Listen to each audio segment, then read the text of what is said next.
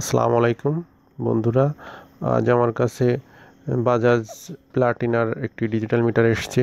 এটার ওয়াটার ড্যামেজের কারণে পাওয়ারের যে পিনটা ওইটা নষ্ট হয়ে গিয়েছে।